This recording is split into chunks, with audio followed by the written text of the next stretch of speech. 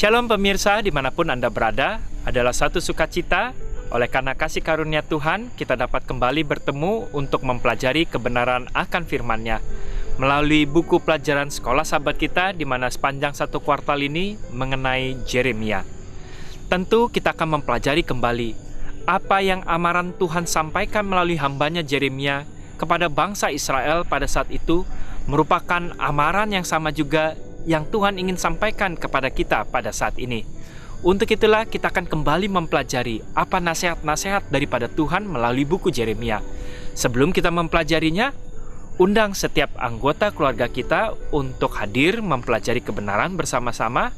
Dan apabila ada tetangga di sebelah kiri kanan rumah kita yang rindu juga, ajak mereka datang ke rumah sehingga kita juga dapat belajar bersama-sama. Dan jangan lupa siapkan Alkitab berada di dekat kita, sehingga kita dapat membaca secara pribadi ayat-ayat yang kita akan bahas pada kesempatan yang indah ini. Bagi yang mau mencatatnya, jangan lupa siapkan buku tulis dan alat tulisnya, sehingga pelajaran yang kita pelajari hari ini, kita mungkin dapat pelajari kembali, ataupun kita dapat bagikan kepada orang-orang yang rindu untuk mempelajari kebenaran akan firman Tuhan. Judul pelajaran kita pada hari ini adalah Dosa Yehuda. Apa yang firman Tuhan ingin sampaikan kepada kita mengenai dosa-dosa yang saat itu dilakukan oleh bangsa orang-orang Yehuda, yang membuat mereka akhirnya perlu ditawan sehingga mereka dibawa ke dalam pengungsian oleh bangsa Babel. Tetapi sebelumnya sebenarnya Tuhan sudah mengamarkan kepada mereka agar mereka berubah atas setiap kelakuan mereka, sehingga Tuhan dapat melindungi mereka. Inilah merupakan amaran yang sama juga yang Tuhan ingin sampaikan kepada kita. Saya akan bacakan melalui pelajaran kita hari ini. Yang pasti, tugas Yeremia tidaklah mudah, ya. Menyampaikan suatu amaran adalah suatu hal yang tidak mudah tentunya. Apa yang membuat Yeremia menjadi suatu hal yang memberatkan bagi dia? Mungkin beberapa orang dapat menemukan kesenangan menunjuk dosa orang lain, ya. Tapi yang disampaikan oleh Yeremia tidaklah sebatas hanya untuk menyampaikan. Banyak orang tentunya sangat senang ketika mengetahui ada dosa seseorang, dia dengan senang langsung mau menyampaikan kepada orang tersebut. Tetapi bagi Yeremia bukanlah hanya sekedar itu. Yeremia mempunyai hati yang sebagaimana Tuhan tanamkan, yaitu adalah untuk membantu dengan kesabaran, sehingga mereka berubah dan mereka akhirnya diselamatkan. Jadi bukan hanya sekedar mau menyampaikan kesalahan, habis itu senang. Tidak begitu. Banyak orang tentunya saat ini, ketika mengetahui kesalahan seseorang, langsung dia dengan senang, tapi dia tidak mau dengan kesabaran menjadi sahabatnya untuk berbalik daripada kesalahan-kesalahan tersebut. Yeremia 40 tahun kita tentu telah mempelajari dari pelajaran yang awal. Dengan sabar, dia menunjukkan kasih Tuhan untuk merindukan bahwa orang-orang yang berdosa dari bangsa Yehuda ini mau berbalik daripada kesalahannya. Kemudian di sini dikatakan, tetapi kebanyakan akan menemukan bahwa itu menjadi pekerjaan yang sangat tidak menarik untuk menyampaikan pekabaran amaran terhadap berbalik dari kejahatan, khususnya karena reaksi daripada ucapan mereka yang akan menjadi suatu provokasi bagi orang yang lain, ya. Meski demikian, beberapa orang ketika mereka mendengar kata-kata teguran akan bertobat dan berubah, ya. Ada orang yang mendengar teguran, dia mau menerima dan berubah. Tapi jauh lebih banyak biasanya orang ketika menerima teguran tersebut, walaupun secara pribadi telah disampaikan, tetapi lebih banyak yang mengeraskan hatinya untuk tidak mau berubah ataupun bertobat. Lebih khusus saat teguran ini sendiri langsung dan tegas, ya. Dan bahkan seperti semua para nabi lainnya, perkataan Yeremia juga seperti itu. Pernyataan amaran yang langsung dan tegas. Kita dapat membacanya dari buku Yeremia 17 ayat 1 sampai ayat yang keempat. Apa yang Tuhan ingin amarkan kepada bangsa orang-orang di Yehuda pada saat itu. kita dapat melihatnya. Yeremia 17 ayat 1 sampai ayat yang keempat. Yeremia 17 ayat yang pertama. Di sini dikatakan, dosa Yehuda telah tertulis dengan pena besi, yang matanya dari intan terukir pada loh hati mereka dan pada tanduk-tanduk mesbah mereka, sebagai peringatan terhadap mereka. Mesbah-mesbah mereka dan tiang-tiang berhala mereka memang ada di samping pohon yang rimbun, di atas bukit yang tinggi, yaitu pegunungan di padang. Harta kekayaanmu dan segala barang perbendaharanmu akan kuberikan dirampas sebagai ganjaran atas dosamu di segenap daerahmu. Engkau terpaksa lepas tangan dari milik pusakamu yang telah kuberikan kepadamu, dan aku akan membuat engkau menjadi budak daripada musuhmu di negeri yang tidak kau kenal, sebab dalam murkaku api telah mencetus yang akan menyala untuk selama-lamanya. Firman Tuhan dalam ayat yang pertama mengatakan, dosa Yehuda telah tertulis dengan pena besi. Artinya mereka telah mengeraskan hatinya, sehingga dosanya telah menjadi karakter, terpahat seperti pena besi memahat di sebuah batu yang terukir, dan menjadi suatu hal yang selalu tertanam di dalam hati dan pemikirannya. Di sini dikatakan di dalam loh hatinya, yang seharusnya adalah firman Tuhan yang berada di dalam loh hati daripada setiap anak-anaknya. Kemudian sekolah sahabat kita mengatakan, gambaran dosa yang terukir di dalam hati itu menggambarkan suatu hal yang sangat kuat. Ini menunjukkan dalamnya kejahatan daripada orang-orang Yehuda pada saat itu. Maksudnya adalah bukan hanya dosa tertulis di sana seperti pena, tetapi sudah terukir di sana. Terukir dengan sebuah alat. Ini menjadi lebih kuat ketika seseorang mengingat perkataan-perkataan Tuhan kepada nenek moyang orang Yehuda. Apabila engkau mendengarkan suara Tuhan Allahmu dengan berpegang pada perintah dan ketetapannya yang tertulis dalam kitab Taurat ini, dan apabila engkau berbalik kepada Tuhan Allahmu dengan segenap hatimu dan dengan segenap jiwamu. Disinilah sebenarnya Tuhan inginkan agar setiap di dalam hati dan pemikiran orang-orang Yehuda yang harusnya tertanam adalah perintah-perintah Tuhan. Tetapi yang Tuhan sangat sedihkan, di dalam hati setiap orang-orang Yehuda pada saat itu bukan lagi kebenaran akan firman Tuhan, tetapi dosa mereka sudahlah terukir, terpahat, dan mereka mengeraskan hatinya untuk tidak mau meninggalkan. Kepada setiap pemirsa, Tuhan juga tetap mengamarkan kepada kita saat ini. Tentu Roh Kudus selalu bekerja. Dan pemirsa, kita mengetahui setiap kejahatan-kejahatan yang kita lakukan itu akan selalu terukir di dalam hati dan pemikiran kita. Dan itu akan menjadi karakter kita. Walaupun Tuhan akan terus berusaha untuk merubah hati kita, kita tidak perlu khawatir akan kasih karunia Tuhan. Tuhan sanggup jikalau kita mau mengakuinya dan mulai meninggalkan, karena Tuhan dapat memberikan hati yang baru. Yang menjadi pertanyaan adalah, apakah kita mau mendengarkan amaran Tuhan, atau kita tetap terus mengukir dosa-dosa tersebut sehingga menjadi pahatan yang tertanam, terukir seperti yang dikabarkan oleh Yeremia. Dia terukir sebagai pena besi dan mata intan, karena mereka tidak mau meninggalkan dan mereka tidak mau mendengarkan amaran dan teguran daripada hamba-hamba Tuhan.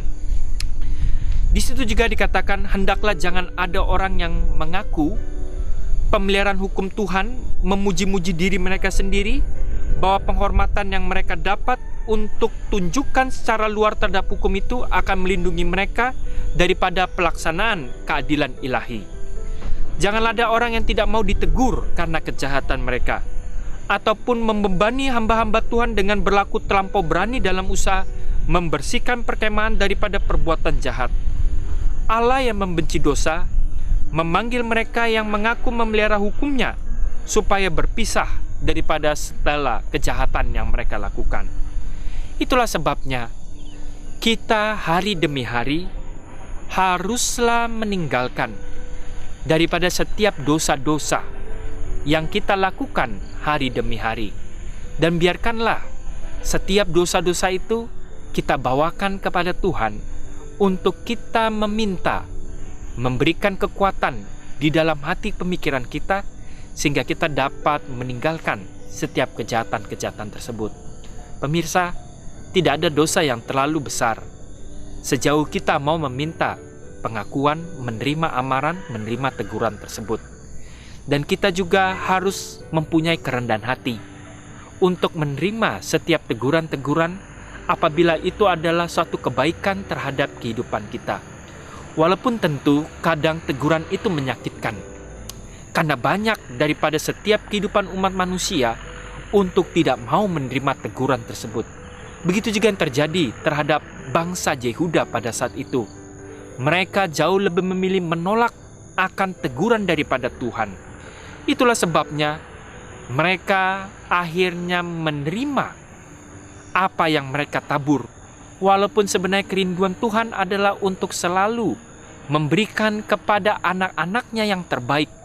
Dia memberikan milik pusakanya yang telah dijanjikan kepada Bapa Abraham, kepada setiap anak-anaknya bahwa akan memiliki tanah perjanjian tersebut. Tetapi mereka karena mengeraskan hati mereka, sehingga mereka harusnya ditawan oleh bangsa Babel, orang kafir yang tidak takut akan Tuhan, membawa mereka dari tanah milik pusaka yang Tuhan telah janjikan itu, sehingga mereka harus mengalami sebuah penderitaan yang berkepanjangan. Ini adalah upah daripada apa yang mereka tabur sebenarnya, walaupun Tuhan selalu menepati janjinya. Ini juga merupakan suatu amaran kepada kita. Apa yang kita ukir daripada setiap tingkah laku kita saat ini, apakah kita akan menuai suatu hasil akhir daripada sebuah kehidupan yang kekal atau kematian yang kekal daripada setiap perbuatan-perbuatan yang kita ukir hari demi hari. Itulah sebabnya di dalam Wahyu 20 ayat 12-15, setiap orang akan mengukir di dalam sebuah buku, apakah buku kehidupan ataukah buku kematian yang mereka ukir hari demi hari. Mari kita dapat membacanya di dalam Wahyu 20 ayat 12-15. Wahyu 20 ayat 12-15. Firman Tuhan mengatakan, sebelum Tuhan memberikan hukuman yang terakhir, Wahyu 20 ayat 12 dikatakan, dan aku melihat orang-orang mati, besar dan kecil, berdiri di depan tahta itu. Lalu dibuka semua kitab, dan dibuka juga sebuah kitab lain, yaitu kitab kehidupan. Dan orang-orang mati dihakimi menurut perbuatan daripada mereka, berdasarkan apa yang ada tertulis dalam kitab-kitab itu. Maka laut menyerahkan orang-orang mati yang ada di dalamnya, dan maut dan kerajaan maut menyerahkan orang-orang mati yang berada di dalamnya, dan mereka dihakimi masing-masing menurut perbuatannya. Lalu maut dan kerajaan maut itu dilemparkan ke dalam lautan api. Itulah kematian yang kedua, yaitu lautan api. Dan setiap orang yang tidak ditemukan namanya tertulis dalam kitab kehidupan, ia dilemparkan ke dalam lautan api tersebut. Lautan api tersebut tentu belum ada pada saat ini, karena Tuhan bukanlah Tuhan yang senang melihat orang yang sudah dihanguskan atau dibakar hari demi hari di dalam lautan api. Firman Tuhan mengatakan bahwa kematian di dalam lautan api itu adalah kematian kedua. Setiap orang saat ini yang mengalami kematian berada di dalam kubur. Itulah sebabnya kubur menyerahkan semua orang, baik orang baik dan orang jahat, dan setiap orang akan dihakimi berdasarkan perbuatan mereka. Dan orang yang benar akan dicatat dalam buku kehidupan. Bagi orang yang tidak mau mendengarkan amaran Tuhan untuk meninggalkan setiap perbuatan-perbuatannya, dan dengan kerendahan hati meminta Tuhan untuk berkarya dalam kehidupannya, agar memiliki kasih sebagaimana hati Kristus menjadi bagian dalam kehidupannya, mereka akan berada dalam kematian, karena namanya tidak tercatat dalam buku kehidupan, sehingga namanya berada dalam buku kematian. Tetapi itu adalah pilihan daripada setiap manusia, karena Tuhan tidak pernah bisa memaksa, tapi Tuhan memberikan kasih karunia dan kesempatan kepada setiap orang. Paulus juga telah menyatakan hal yang sama. Dia sebenarnya rindu agar setiap anak-anak Tuhan berada dalam buku kehidupan. Itulah sebabnya dia menyampaikan dalam Filipi 4 ayat 1-4. Kita dapat membacanya. Dalam Filipi 4 ayat 1 sampai yang keempat. Di situ dikatakan, karena itu saudara-saudara yang kukasihi dan yang kurindukan, katanya, sukacitaku dan mahkotaku, berdirilah juga dengan teguh dalam Tuhan, hai saudaraku yang kekasihi. Dia mengatakan kepada semua saudara-saudaranya yang dikasihinya tentunya, bahwa kita harus berdiri teguh. Saudara-saudaraku yang kasih, Eudia ku nasihati dan Sintike ku nasihati, supaya hati sepikir dalam Tuhan. Ya, kita harus mempunyai hati dan pemikiran selaras dengan kehendak Tuhan. Bahkan ku minta kepadamu juga, Sunsugos temanku yang setia, tolonglah mereka, karena telah berjuang dengan aku dalam pekabaran Injil. Kabar baik itu kita harus membantu agar setiap orang mengerti dan mengenal akan kabar baik ini yang Tuhan telah berikan kepada kita dalam kehidupan kita. Kemudian disitu dikatakan, bersama-sama dengan Clemens dan kawan-kawanku sekerja yang lain, yang nama-namanya tercantum dalam kitab kehidupan. Tuhan sebenarnya sangat merindukan agar nama-nama kita tercatat dalam buku kehidupan. Oleh karena kita memiliki dengan suatu kesadaran penuh untuk selalu mengikuti amaran, mendengarkan dan merubah apabila hal tersebut yang kita lakukan tidak sesuai dengan kebenaran firman Tuhan. Untuk itulah biarkanlah melalui pelajaran kita hari ini, sebagaimana Tuhan memberikan teguran terhadap bangsa Yehuda karena dosa-dosanya, ini menjadi suatu pelajaran dan amaran kepada kita. Tuhan juga mengamarkan pada kita saat ini agar kita juga mau meninggalkan setiap dosa-dosa yang kita lakukan. Tidak ada yang tersembunyi bagi Tuhan. Dan malaikat-malaikat Tuhan juga melihat. Malaikat Tuhan rindu untuk membantu kita untuk bisa meninggalkan, asalkan kita dengan kesadaran penuh meminta pengampunan dan meminta kuasa daripada Tuhan untuk dapat berjalan sesuai dengan kehendaknya. Dan carilah sahabat-sahabat yang takut akan Tuhan. Tentu kita harus bersahabat dengan semua orang, dan tentu kita juga harus bisa mengamarkan kepada orang-orang yang tidak berkenan ataupun mereka yang bergumul dalam kehidupan dosa. Bukannya kita jauhi, tetapi kita harus menyampaikan pekabaran itu, tapi kita memilih untuk tidak menjadi sahabat orang-orang yang tidak takut akan Tuhan, karena mereka juga akan menuntun kita jauh daripada kebenaran firman Tuhan apabila kita membiarkan diri kita jatuh terhadap pencobaan. Kiranya Tuhan memberkati kita melalui kebenarannya pada hari ini. Tuhan